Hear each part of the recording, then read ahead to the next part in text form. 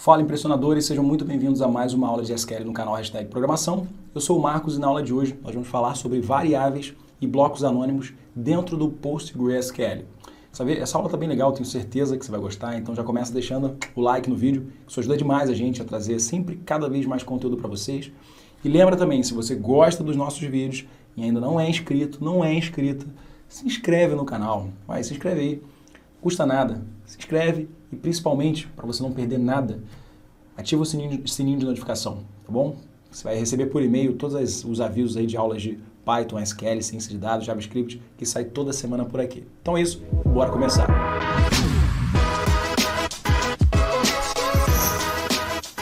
Bom, pessoal, hoje nós vamos trabalhar com o banco de dados PostgreSQL e vamos falar sobre como utilizar variáveis dentro do Postgre e também como trabalhar com blocos anônimos. Legal? Bom, esse arquivo que eu estou usando vai ficar disponível aqui na descrição do vídeo, então se você quiser baixar aí para você poder acompanhar junto comigo, fica à vontade. E além disso, se você não tem o Postgre instalado, mas quer instalar, aqui na descrição eu vou deixar um link também com uma aula onde eu ensino a fazer a instalação, o download gratuito do Postgre e também como a gente pode trazer um banco de dados aqui para dentro do PostgreSQL. Banco de dados Northwind. Legal? Então vamos lá, pessoal. Sobre variáveis, data types, né, tipos de dados e blocos anônimos. O que são essas coisas e como é que a gente cria dentro do Postgre. Variáveis são novidades aí para ninguém. Né? Todo mundo da área de programação sabe o que é uma variável. Mas uma variável nada mais é do que um espaço de memória onde você vai armazenar algum dado. Então, uma variável ela vai armazenar algum dado e uma variável ela sempre vai ter um tipo de dado associado. Uma variável para armazenar um dado de receita da empresa. Vai ser um dado, vai ser uma variável do tipo double, né, do tipo decimal. Uma variável que armazena o nome de um cliente, o nome de um produto. Vai ser uma variável do tipo texto. Então, as variáveis elas vão ter tipos associados. Tá? Uma variável ela vai ter tipos associados. E dentro delas nós vamos armazenar alguma informação. Os tipos mais comuns de dados que uma variável, né, pode ter são numéricos, textos e datas. Numéricos seria int e decimal, aqui no Postgre. Texto seria varchar e qual que é o tamanho que esse varchar, esse texto aceita, e datas do tipo date. Legal. Bom, essas variáveis dentro do Postgre, elas vão ser utilizadas dentro dos blocos anônimos, dentro dos chamados blocos anônimos. Mas, na verdade, dentro dos blocos. Por quê? No Postgre, a gente consegue criar o que chamamos de blocos anônimos, que são blocos de código que vão executar alguma coisa. Só que os blocos anônimos, na verdade, eles vão ser uma base para os blocos com nomes, que seriam as functions e as procedures. Então, um bloco anônimo, ele na verdade é a estrutura mais básica de uma function ou de uma procedure. Legal? E aí qual que seria a estrutura de um bloco anônimo? Um bloco anônimo, ele vai ter um label, que a gente vai entender daqui a pouco o que seria esse label. Então ele vai ter um label, ele vai ter uma seção de declaração de variáveis, uma seção de início, onde nós vamos colocar o corpo do código, ou seja, o que esse código vai executar. E esse código pode ter select, pode ser updates, e assim vai. E depois um end e o nome do label para a gente especificar até onde vai aquele bloco. O que seria esse label? Esse label aqui, ele é um marcador que vai ajudar o SQL a entender até onde ele precisa executar um código. O que acontece? Quando a gente cria um código, por exemplo, vou fazer um select aqui, select asterisco from a tabela products. Para finalizar esse comando, aqui no Postgre eu preciso utilizar o ponto e vírgula. Nos bancos de dados em geral, nós precisamos usar um ponto e vírgula. O SQL Server que foge um pouquinho do padrão, mas os comandos a gente especifica para o SQL que eles terminaram quando a gente coloca um ponto e vírgula. E aí, quando eu faço um outro comando, por exemplo, select asterisco from customers, ponto e vírgula, o que vai fazer com que o SQL saiba que ele tem que executar? Daqui até o final desse código vai ser o ponto e vírgula. E como é que ele sabe que esse outro select é uma outra coisa? Porque depois desse ponto e vírgula, ele vai vir até aqui. Então, ponto e vírgula é como se fosse um marcador para indicar para o SQL onde começa um comando e até onde vai esse comando. Voltando aqui para o nosso bloco, dentro do nosso bloco nós vamos precisar aqui na declaração, nos códigos que a gente executar, colocar pontos e vírgulas para demarcar os selects, updates e os códigos de maneira geral. Mas como é que a gente vai dizer, como é que o PostgreSQL vai saber, por exemplo, que ele tem que executar o código daqui, até esse end, e não daqui até aqui, por exemplo, que é onde tem esse ponto e vírgula? Porque até aqui estaria errado, estaria incompleto, faltaria essa parte também. Então, para ele entender que ele tem que vir daqui até aqui, a gente vai usar um label. Esse label ele vai determinar ali até onde vai o final do bloco. Então, esse label aqui ele vai ser um marcador para ele saber que tem que ser daqui até aqui a execução. Então aqui, cada bloco vai possuir duas seções, uma seção de declaração, onde nós vamos declarar as variáveis, e uma seção de corpo, onde nós vamos colocar o corpo do código. E aqui dentro vão os códigos mais variáveis. Posso botar funções do SQL, posso colocar select, subqueries, funções condicionais e etc, etc. A seção de declaração é opcional, e é onde nós vamos declarar todas as variáveis usadas ali no corpo do código. Então aqui nós vamos declarar as variáveis que serão utilizadas e é aqui que vai entrar a parte ali de criação de variáveis. Já na parte de corpo, né, de begin, é onde nós temos a parte obrigatória, né, diferente da seção de declaração. O begin é obrigatório, porque é ali que a gente vai colocar os códigos que serão executados. E em ambas as seções é obrigatório o uso de ponto e vírgula ao final de cada instrução. Ponto e vírgula, por isso que é importante ter o label ali para marcar o começo até o fim. Aqui nós temos um exemplo de código com um bloco anônimo. Então, olha só como é que fica, né? Aqui a gente tem um do para iniciar ali a declaração a especificação do label, né? Label 2 cifrões, é um label bem comum. Esse label, e aí já coloco um end aqui para determinar até onde vai esse código, né? Esse bloco. Aqui eu vou ter a seção de declare e olha só como é que a gente declara as variáveis. O nome da variável e o tipo da variável. Então essa variável nome, ela é do tipo varchar, que aceita até 100 caracteres. Essa aqui, salário, é do tipo decimal e essa data de contratação é do tipo data. E como é que vai ser o código, né? Aqui eu vou colocar o nome, né? Qual vai ser o valor que vai ser atribuído a essa variável. Então a gente lê isso daqui, né, na programação como sendo nome recebe valor. Então, nome, 2 pontos, igual André, vai ser do tipo texto. Salário vai receber 13.500. Data de contratação vai receber uma data, que também vai ser entre aspas. E para a gente ter um retorno desse bloco anônimo, nós vamos utilizar um comando chamado raisENotice, que vai, a partir ali de alguns argumentos, retornar um resultado, né? Então, por exemplo, imagina que eu queira retornar esses 3 resultados concatenados ali com esse textinho. O funcionário, tal, foi contratado em tal, e recebe um salário tal. Como é que a gente faria isso? Esse retorno, raisENotice, aqui o textinho que a gente vai querer utilizar, e no lugar do que seria cada variável, nós vamos colocar esse sinal de porcentagem. Então, como é que a gente vai fazer, né? raisENotice, e aqui o texto que a gente vai querer retornar. E aí vamos supor que eu queira colocar aqui como retorno que o funcionário tal foi contratado em tal e recebe um salário de tal. Para ele substituir cada uma das variáveis, a gente coloca um sinal de porcentagem e aqui, ó, do lado, né, daquele textinho, o funcionário tal, vírgula, a primeira variável que vai ser posicionada aqui, a segunda variável, data de contratação, que vai ser posicionada aqui, e a terceira variável, salário, que vai ser posicionada aqui. Então, cada uma separada por uma vírgula. Então, se a gente executa esse código aqui, vamos executar.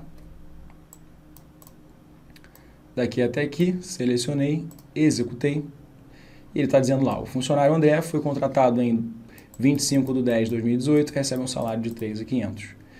Fechado? Então, com isso aí, nós vimos um exemplo de utilização de variáveis dentro de blocos anônimos. E o que são blocos anônimos? São blocos de código que não tem nome, mas que, na verdade, na prática, nós vamos utilizar, né, essa estrutura de declaração e início com as functions e as procedures, que aí são temas para outras aulas. Legal, vamos agora ver alguns exemplos, né? Vamos ver 2 exemplos ali de como criar blocos anônimos e trabalhar com variáveis. O primeiro bloco anônimo ali que eu quero criar vai ser uma calculadora bem simples que tenha lá o valor, que calcule, né, o valor vendido a partir de algumas variáveis: quantidade, preço, valor vendido e o vendedor. Como é que a gente vai fazer isso? Bom, seguindo a estrutura, vamos fazer o do, cifrão, cifrão, a minha seção de declare, a minha seção de begin, já coloco um end e um cifrão, cifrão, ponto e vírgula para não esquecer. Bem importante essa prática para que evite aí de você, na hora de criar um bloco de código, né, você esquecer do end. E aí depois vai dar erro, até você descobrir o problema, né? Já escreve a estrutura geral ali do bloco anônimo. Legal. Então vamos lá.